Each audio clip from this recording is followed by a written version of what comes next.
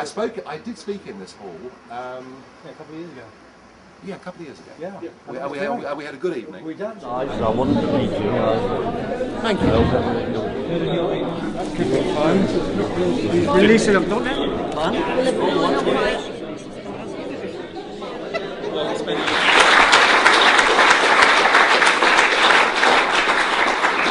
Ladies and gentlemen, without any more ado, Nigel Farage.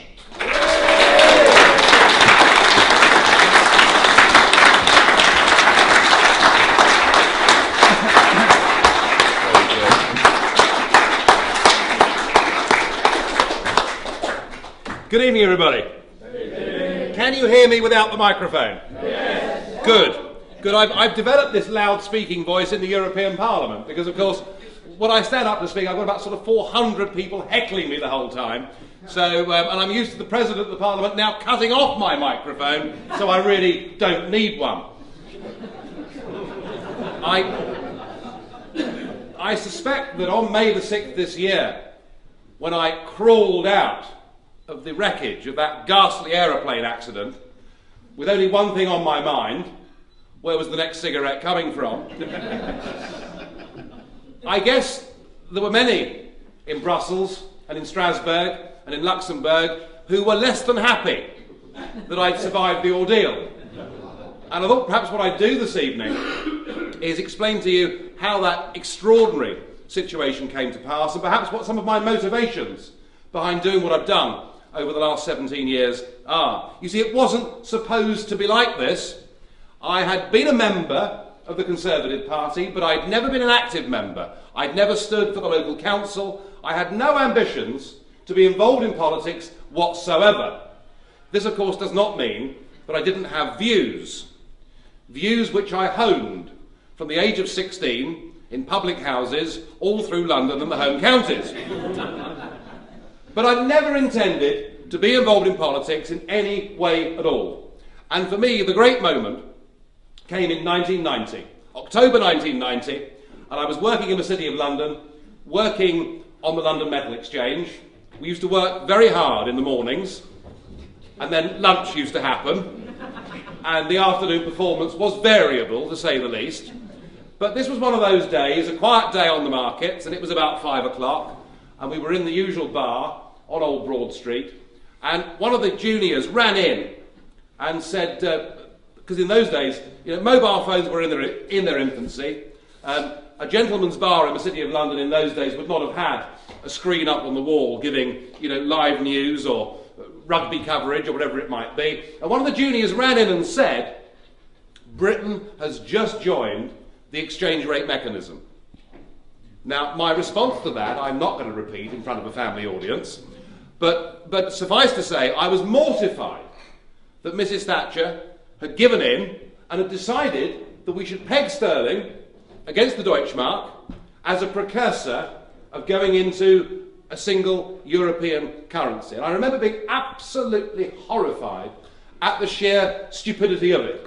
And I say that because I was dealing in commodities, I was dealing in currencies, and the one thing I knew for certain is that when governments try to fix or decide what market levels should be, they every single time throughout human history and into the future, ladies and gentlemen, get it wrong.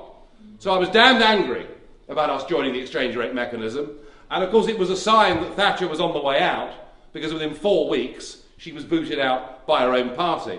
Well, anyway, the next morning, travelling up from Kent on the train, looking through the newspaper, I suddenly realised that it wasn't just the Conservative government that had taken us into the exchange rate mechanism, but it was supported by the Labour Party, and it was supported by the Liberal Party. And it was the first time in my life I thought, hang on, I haven't got a choice. There's nothing I can do. All three parties are committed to signing us up to something that I think is going to be a disaster. And be encouraged, ladies and gentlemen, that the view that we have, the view that I just espoused, about how we should trade with Europe, be friendly with Europe, but not be part of a political union, when we started this party back in 1993, that was a minority opinion. It is now a clear, settled majority opinion amongst the people of this country. And none of that would have happened if it hadn't been for UKIP. And none of that would have happened if it hadn't been for the hard work of our members and supporters electing people like me back in 1999 and giving me and others the ability to be mouthpieces through the media for this cause. We have come a very, very long way. That is not to say that I'm complacent, and if I thought all the way back 20 years ago in that bar in Old Broad Street that getting too closely linked to this European project would be bad for us, well, I feel that ever more strongly today than I did then, and all I can promise you personally is that I will go on fighting and battling in whatever capacity I can, because I'll be damned if my 4 children are not going to grow up in a country that they can call their own. Thank you.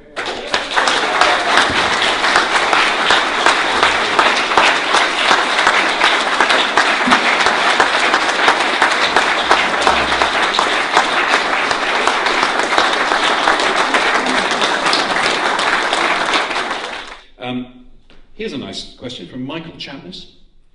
Norris McWhirter wrote a book about the EU, said the EU is fascist, and yet in more recent times we find the EU Commission in many cases is communist.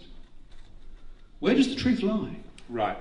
Good question. It's been puzzling me for years whether this was a right-wing organisation we're dealing with or a left-wing organisation. Dear old Norris McWhirter, and I'll come back to him, Chairman, if I may, in a moment.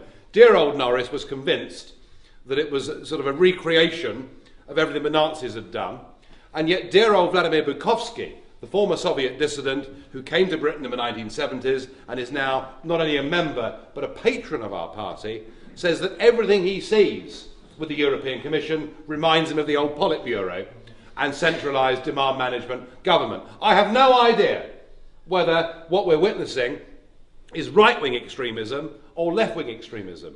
But what I do know is that it is statism. It is the idea that the people in charge know what is best for you, the peasantry, and that you should not have a right to determine your own future because you're simply not intelligent enough and it can be done for you. And so whether it's right-wing or left-wing, it's monstrous. But can I digress for a moment, please? I want to say something about Norris McWhirter. Norris, because I first knew him on the kids' TV programme Record Breakers. And there was Norris and Ross McWhirter, and then of course suddenly Ross McWhirter wasn't there because the IRA had murdered him. And I'd never understood the bond that existed between identical twins until I met Norris. Because through the 1990s, Norris was an absolutely tireless campaigner for UKIP and for me personally. Always said to me, Nigel, anything you're doing, I'll be with you, I'll support you. And we spoke at several dozen meetings together across the southeast, and there wasn't a single occasion when I was with Norris and had coffee with him or a drink with him or dinner with him when he didn't talk about his brother. And I thought, sort of nearly 30 years after he'd been killed, it just showed you this remarkable bond that exists. It was a very sad thing to witness. Anyway, one day, in 1999, in the run-up to those elections in which we succeeded, a very excited Norris rang me to say, now look, you and I are doing this meeting in Chichester, in the Assembly room. I said, yes, Norris, we are. Is there a problem? He said, no, far from it. He said, Patrick Moore, my old mate, has agreed that he will come and speak on the platform and speak for you in the European elections. Well, I thought, wow. Here is the greatest eccentric Englishman alive who has agreed to come and speak for me. And in those days, we had no celebrity support at all. This was really big stuff for UKIP at the time. Well, the great day came, and you've never seen an audience like it. It was the week before the European elections. There were hundreds packed into these Chichester Assembly rooms. The local BBC, ITV, they'd all come, to see this great event. And I was terribly excited, very, very nervous too, but terribly excited about the whole thing. And anyway, it got to 7:25, and I said to one of the organisers, where's Patrick Moore? I don't know. I said, well, bloody well, ring him, find out. Oh, said Patrick, I thought it was tomorrow. So we had a full-scale disaster on our hands. We agreed to send the car down to Chelsea to get him, and the meeting started more or less on time. I said, look, Norris, try and string it out a bit because we're in a bit of trouble here. And Norris, like me, Norris never spoke with notes. always got up and did his thing, and Norris spoke beautifully on that evening for 12 minutes and sat down. I couldn't believe it. I'd never been let down by Norris before, but my goodness me, well, I spoke for nearly 50 minutes. Goodness only knows what nonsense I was giving the audience.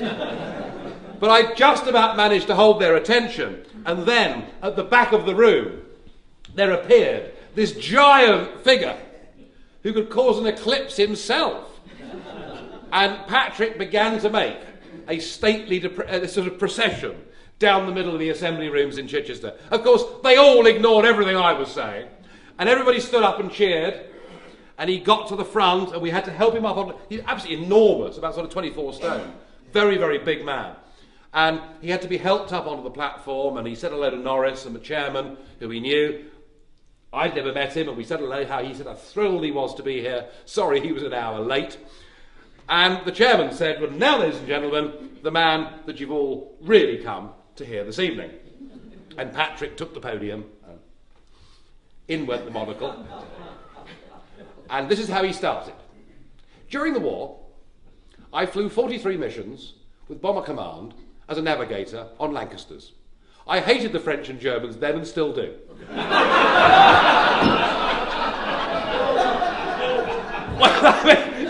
I mean, if I could at that moment have asked for the ground to open up and swallow me, this was, I thought, UKIP's first celebrity disaster.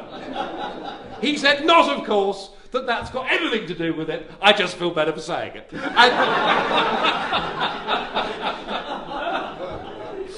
And then proceeded to make the most incredible 25-minute talk along the same lines that I've given you tonight. That actually the beauty of Europe is its diversity, is the fact we have different countries, and what we don't want is to lose our identities. And he was wonderful. And I'm pleased to say, again, thanks to Norris, that I spoke to Patrick last week, and he's now, I'm afraid, wheelchair-bound. And probably not all that long for this world, given the condition that he's in. But we're very, very proud and pleased to have had people like Norris McWhirter and Patrick Moore supporting us for the last 10 or 15 years. Good story, isn't it? It has been an audience with Nigel Farage, and I think Nigel has been spectacular, but so have you. You have been an excellent audience. Thank you very much indeed. A round of applause for yourself.